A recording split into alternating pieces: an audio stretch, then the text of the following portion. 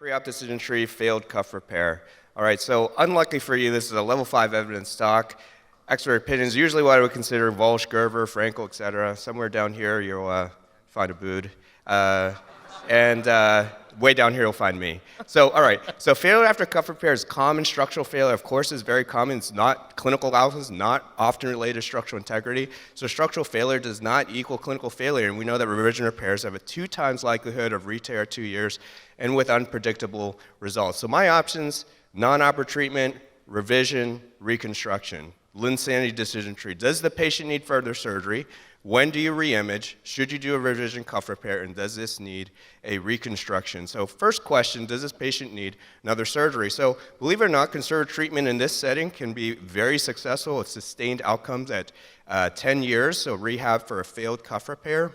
But as Jed Kuhn has shown us, buy-in to this type of treatment is really important, right? And so it's sometimes very difficult to convince a patient that you did surgery who failed that they need more physical therapy, and sometimes they'll just tell you to go F yourself, I'm going to go see a Bood.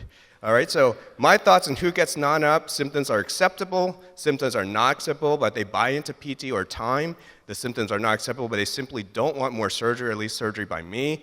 No hope of successful revision repair, they're looking at reconstruction so you can wait, or you have a non-compliant patient. So when do you re-image? So there's a lot of reasons to re-image a cuff repair, but really the only reason is if you're really considering surgeries, because otherwise do you really want to know?